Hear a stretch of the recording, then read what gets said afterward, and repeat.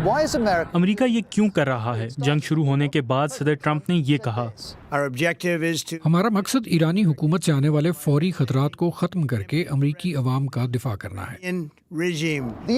امریکہ نے فوری خطرے کا کوئی ثبوت فراہم نہیں کیا، لیکن یہی دلیل تھی۔ صدر ٹرمپ نے ایرانیوں سے بھی خطاب کیا، جب ہم فارغ ہو جائیں تو اپنی حکومت سنبھال لیں، یہ آپ کے لیے ہوگی۔ امریکہ زبردست طاقت کے ساتھ آپ کی حمایت کر رہا ہے۔ دوسرے لفظوں میں حکومت کی تبدیلی کے لیے ایک جنگ۔ 2 دن بعد انتظامیہ نے یہ کہا، یہ نام نہاد حکومت کی تبدیلی کی جنگ نہیں ہے، لیکن حکومت ضرور بدل گئی۔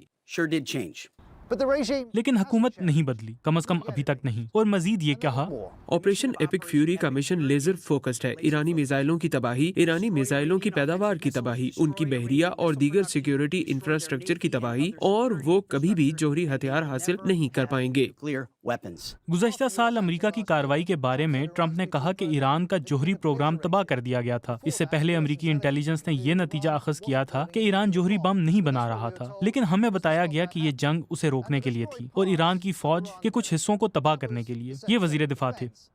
ہم نے وزیر خارجہ سے بھی سنا، ہم جانتے تھے کہ اسرائیل کی طرف سے کوئی کارروائی ہونے والی ہے، ہم جانتے تھے کہ اس سے امریکی افواج کے خلاف حملہ ہوگا۔ مارکو روبیو نے وضاحت کی کہ اس کا مطلب یہ تھا کہ امریکہ کو جنگ شروع کرنی پڑی۔ ہم جانتے تھے کہ اگر ہم ان حملوں کو شروع کرنے سے پہلے ان کے پیچھے نہ جاتے تو ہمیں زیادہ جانی نقصان اٹھانا پڑتا۔ مارکو روبیو نے کہا کہ امریکہ نے اسرائیلی منصوبے کی وجہ سے حملہ کیا، لیکن امریکی صدر کے مطابق ایسا نہیں ہوا۔ ان کے مطابق ایران کارروائی کے لیے تیار تھا۔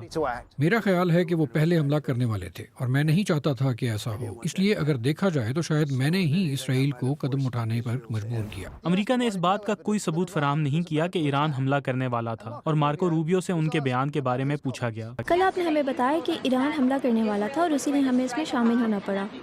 آج صدر نے کہا کہ ایران حملہ نہیں کرنے والا تھا۔ نہیں، آپ کا بیان غلط ہے۔ تو یہ وہ نہیں ہے جو مجھ سے پوچھا گیا تھا۔ کیا آپ کل وہاں تھیں؟ لیکن یہ وہی ہے جو انہوں نے کہا تھا۔ ٹرمپ انتظامیہ نے ایران کے جوہری پروگرام کے بارے میں مزید باتیں بھی کی ہیں۔ حکام کا دعویٰ ہے کہ ایران کے پاس افزودہ یورینیم کی اتنی مقدار موجود تھی جو 11 بموں کے برابر ہے، اور وہ اسے ایک ہفتے کے اندر ہتھیار کے درجے کے جوہری مواد میں تبدیل کر سکتا تھا۔ تاہم انتظامیہ نے اس کا کوئی ثبوت پیش نہیں کیا اور نہ ہی جنگ شروع ہونے کے وقت اس کا ذکر کیا۔ شاید اس معاملے میں ایک ذاتی پہلو بھی شامل ہو۔ ٹرمپ نے ABC نیوز سے بات کرتے ہوئے ایران کے سپریم لیڈر کے حوالے سے کہا، میں نے انہیں پہلے مار دیا، اس سے پہلے کہ وہ مجھے مارتے۔ ٹرمپ نے کہا، انہوں نے 2 بار کوششیں کی، لیکن میں نے پہلے قدم اٹھایا۔ ABC کے مطابق یہ 2024 میں امریکی انٹیلیجنس کی جانب سے دریافت ایک مبینہ سازش کی طرف اشارہ تھا۔ جو بھی وجہ رہی ہو، جنگ ٹرمپ نے ہی شروع کی، اور اب ان سے پوچھا جا رہا ہے کہ یہ جنگ کب تک چل سکتی ہے۔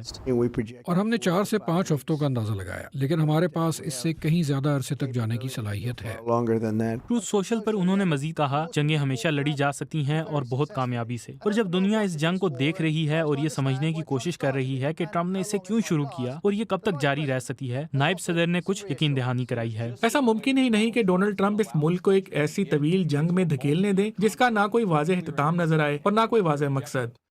ایران کی جنگ کے سائے میں امریکہ کی خارجہ پالیسی کا ایک اور محاذ بھی زیر بحث آ گیا ہے۔ صدر ڈونلڈ ٹرمپ نے اشارہ دیا ہے کہ ایران کے بعد کیوبا پر دباؤ مزید بڑھایا جا سکتا ہے۔ آج ٹرینڈنگ میں اسی پہ بات کریں گے۔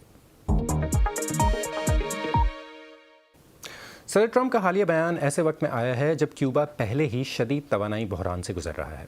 امریکی صدر نے وائٹ ہاؤس میں گفتگو کرتے ہوئے کہا ہے کہ وہ پہلے ایران کی جنگ کو ختم کرنا چاہتے ہیں اور کیوبا ڈیل کے لیے بے چین ہے۔ میں پہلے جو معاملہ چل رہا ہے اس کو ختم